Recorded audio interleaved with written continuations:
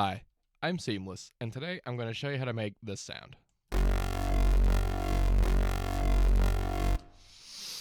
In my previous How to Base, someone in the comments brought up this technique. And this isn't actually something I came up with. This person in the comments mentioned it as well, but also a student I had a while ago named Cameron came to me with this idea of separating two different signals and adding them together in polarity. So right now I have these two Waveshapers doing this shape with asymmetrical mode engaged. I just disabled it, but now I'm putting it back. There it is. And what this is doing, these two different Waveshapers are stopping the positive or the negative polarity from playing. So this sound together sounds like that, but this is what they look like.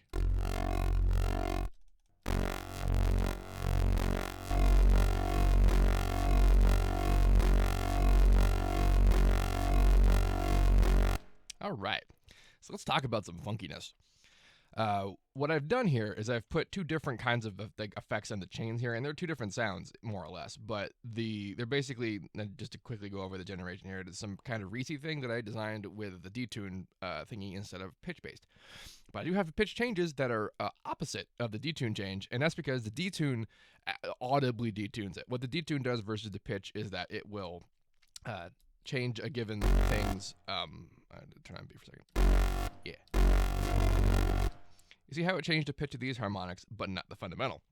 That's what detune does. It alters the multiplier for the series of harmonics that are in play. And if you go all the way up to 2, it multiplies it straight into square territory, which is sometimes how I make a thing a square. But this out of pitchness with the fundamental does create a Reesing-like effect. However, even though we're not moving the fundamental tone and thus not actually changing the note we're playing, because the harmonics are the things that we can hear more clearly and they are changing, it sounds like we are. So to make it kind of go back to regular note is to basically detune the lower fundamental by that amount. And it's also still not totally in pitch because it's not shifting the tones, I don't think. I'm pretty sure it's a multiplication, which means it's still off pitch that way, but not so off pitch that if we were to play it with like a chord or something on top of it, that it would sound like the wrong note, which happens sometimes when I use this function. To be off, yeah. So I've also got unison engaged, but I'm automating the unison to start and stay on a bit and then come off within the first 16th note. Within it. And the reason for that is because I want the phase change that is created by the motion that unison carries, but I don't want the motion that unison carries. I don't want the Reese kind of mess to come after it. I want the change, and then I want it to stop. So that's what this does. And then the change is coming from the detune. And that's more uniform. It's the same forever as opposed to going different places over a longer period of time. This is what this guy sounds like without the process.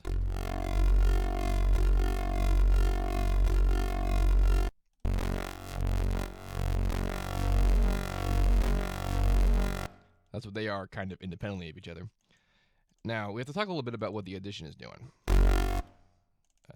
I turned the pregain down because the Waveshaper has a hard limit at 0 dB, so if audio goes louder than that, it'll get clipped, versus regular pathing where audio can go above 0 dB because of 32-bit floating point processing in the bit depth as opposed to 16-bit or 24-bit. Not totally important, but that's just why the pregain is lower than what's happening right now. Did I put this back? I did. Did I put you back? I did not. There we go. Very good. So, you can see when I kind of tap it that the reverb tail definitely stays on the bottom end of the polarity, as well it should. But notice that this guy has none of that reverby texture to it. None of that like thick, sharp white line that's like big because of the high frequency noise the reverb introduces. But when I add them together, suddenly it actually does have a little bit of that. What's going on with that? Well, it has to do with, despite the fact that we are kind of like shunting off polarities here, they are still adding together in an individual signal. So I got to get the freeze eye option up here. So if you take this guy, right? Now he's rolling around and he has bits where kind of in between the main action, there's some polarity kind of coming down from what was going on up here into the negative area. And this stuff gets added together with what the other guy does. So when the other guy is up here and doesn't have the reverb signal to it, it will add together with the lower polarity stuff up here. And because this is a higher, like this is positive, like what, 4 dB, whatever. And this so like over here would be like minus, not nearly as much. And that means that they would get pulled above the polarity. So the things that were rigidly in the negative polarity are now in the positive polarity. That's why the end result, positive polarity, has some of the negative polarity stuff in there, despite clearly being able to see like cuts cutting. Ultimately, though, I personally didn't expect this to work out so well, because individually these sounds have interesting merit, but this kind of like marries two wholly different kinds of tonal architectures, and it isn't like total like a dumpster fire.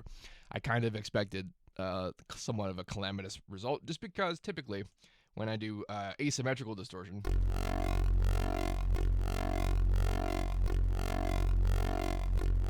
you get that kind of mid-rangey rumble that's hard to control for, especially like because of the way that this like extremely harsh thing is happening to it. But as long as the thing is pretty well like the same kind of note, it'll all sort of like it'll actually merge together as if it meant to do that kind of transition. And then the bits of it that are sharp just add to a bit of the tonal crunch. Also though, you might notice I'm not doing anything post this. I don't have compression or EQing of any kind. And that's because if I did, visibly it would ruin the way that these guys are adding together completely. Observe. Here's a naked Maximus. All it's doing right now is splitting into 3 bands and going into a level. And this is what is happening because of that.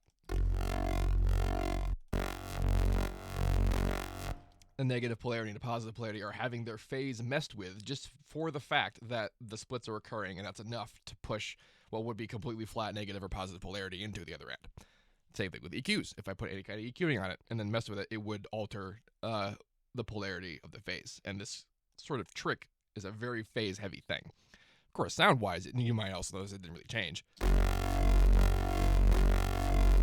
It's basically the same sound that was going on a second ago, so it's not as if it will like destroy the tone. It'll just destroy the visual kind of perfection of being able to be like a positive and a negative.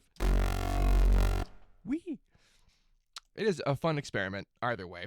I feel like if you wanted to try this out, a Reese is probably a good place to start, just because the fun of the sound is going to be what's different about the chains. Using delay and the reverb as differences here helps to kind of make a stereo image that wouldn't have been as easy to accomplish with just one thing on both polarities, but also fun things like if I change the pitch of one of these guys to move kind of off sync with the other dude, it will.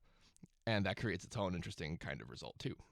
So there's a lot to kind of mess with there, and I wanted to put this idea out there in a constructive way, just because I might have talked about it before, but I don't think I've ever actually done an actual on purpose piece of sound design with it. In the comment that I was mentioning with the guy who was discussing it, the idea was to break apart the chain and then continue to process it. And I put these guys at the end of the chain just because that I wanted to have that like really sharp cut like being a thing that's happening, and that really can only happen if this is at the end of the chain.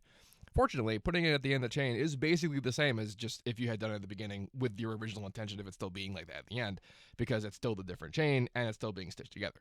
It just has to have happened at the end. Could still do it at the beginning, but then if you wanted this to be as sharp as it is now, you would just do this again in the end, or you would just process it differently, leave it alone at the end that way, because if it sounds good, who cares? If you have any questions about this, please let me know. Don't forget to like, comment, subscribe, and all that good stuff. And as usual, have a nice day.